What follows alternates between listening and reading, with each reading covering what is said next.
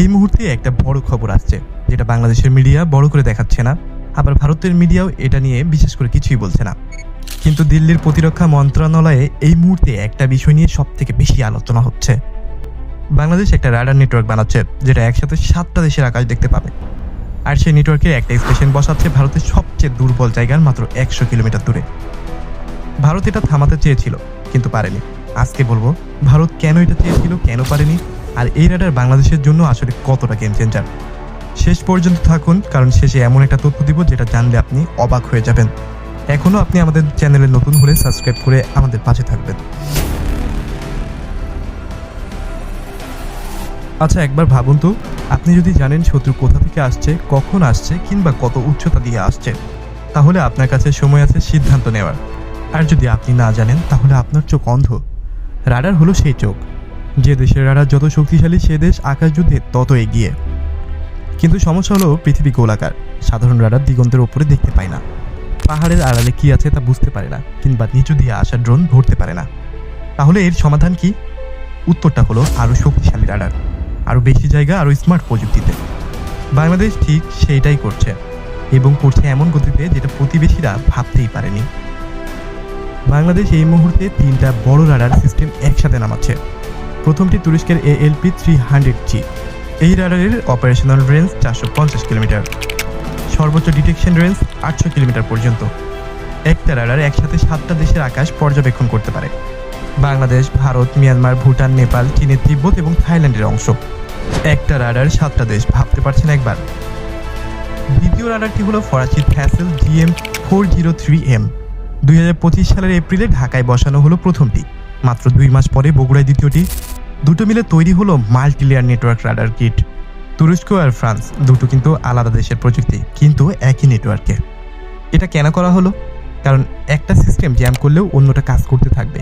মানে শত্রু আপনাকে যদি অন্ধ করে দেয়, আরেকটা দিয়ে আপনি দেখতে পারবেন। এটা বুদ্ধিমানের কাজ। তৃতীয় রাডারটি তাহলে কোনটা?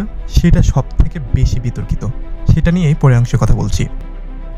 মানচিত্রে একটু লক্ষ্য করলে দেখতে পারবেন উত্তর বাংলাদেশের লালমনিরহাট, আর ঠিক পাশে ভারতের সবচেয়ে কৌশলগত জায়গা শিলিগুড়ি করিডোর।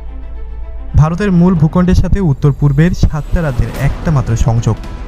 সে পথ দিয়ে সেনা যায়, রসদ যায়, যোগাযোগ এই পথ দিয়েই হয়ে থাকে। এই পথ বন্ধ হলে ভারতের 7 রাজ্য কার্যত বিচ্ছিন্ন হয়ে যাবে। ভারতীয়রা নিজেরাই এটাকে ডাকে চিকেন নেক, সরু, দুর্বল এবং অরক্ষিত। আর এই জায়গা থেকে মাত্র 100 কিলোমিটার দূরে বাংলাদেশ রাডার বসাচ্ছে। রিপোর্ট বলছে যন্ত্রপাতি পৌঁছে গেছে, কংক্রিটের প্ল্যাটফর্ম বানানো শেষ। ভারত কি চুপ করে থাকলো? একদমই না। ভারতীয় মিলিটারি ইন্টেলিজেন্সের একটি দল, যার নেতৃত্বে ছিল একজন মেজর জেনারেল, সরাসরি এসে লালমনিরহাট পরিদর্শন করে গেছে। পরিদর্শনের সময় নির্মাণ কাজ বন্ধ রাখা হয়েছিল। ভারতীয় দল যখন চলে যায়, কাজ পুনরায় আবার শুরু হলো। ভারত এলো, দেখলো, চলে গেল। বাংলাদেশ মাথা নাড়লো, পরে আবার কাজ চালিয়ে গেল। এটাকে কূটনীতির ভাষায় বলে নীরব তীব্রতা। এই রাডার কিন্তু একা না, এটা একটা বড় ছবির ছোট্ট একটা টুকরো। ফোর্সেস গোল 2030-র আয়তায় বিমান বাহিনীকে দুটো আলাদা কমান্ডে ভাগ করা হচ্ছে, নর্দার্ন এবং সাউদার্ন। সিলেট ও বরিশালে দুটো নতুন এয়ারবেস নির্মাণাধীন। বাংলাদেশ নতুন রাডার দিয়ে দেখবে এবং নতুন বিমান দিয়ে উড়বে। আর উড়বে কি দিয়ে? 2025 সালের ডিসেম্বরে বাংলাদেশ ইতালির লিওনার্দোর সাথে ইউরোফাইটার টাইফুন কেনার লেটার অফ ইন্টেন্ট বা LOI সই করেছে। ইউরোফাইটার টাইফুন ইউরোপের সবচেয়ে আধুনিক যুদ্ধ বিমান। বাংলাদেশের হাতে এখন রাডার, যুদ্ধ বিমান এবং নতুন এয়ারবেস, এই 3টা মিলিয়ে বাংলাদেশ একটাই কথা বলছে, আমরা আর এখন আগের মতো অন্ধ নই। মনে আছে শুরুতে বলেছিলাম, শেষে একটা চমকে দেবার মতো তথ্য দিব। এই রাডার নেটওয়ার্ক পূর্ণ হলে বাংলাদেশের রাডার কভারেজ চলে আসবে কলকাতা, গুয়াহাটি, পাটনা, রাঁচি, ভুবনেশ্বর, লখনউ এবং বারাণসী পর্যন্ত। এগুলো কিন্তু বাংলাদেশের শহর না, এগুলো ভারতের গুরুত্বপূর্ণ শহর। বাংলাদেশ কারো বিরুদ্ধে না, কিন্তু সবার দিকে চোখ রাখছে। এই রাডার নেটওয়ার্ক কি বাংলাদেশকে দক্ষিণ এশিয়ার নতুন শক্তি হিসেবে প্রতিষ্ঠিত করবে, নাকি এটা নতুন কূটনৈতিক টেনশন তৈরি করবে? কমেন্টে জানান আপনার মতামত।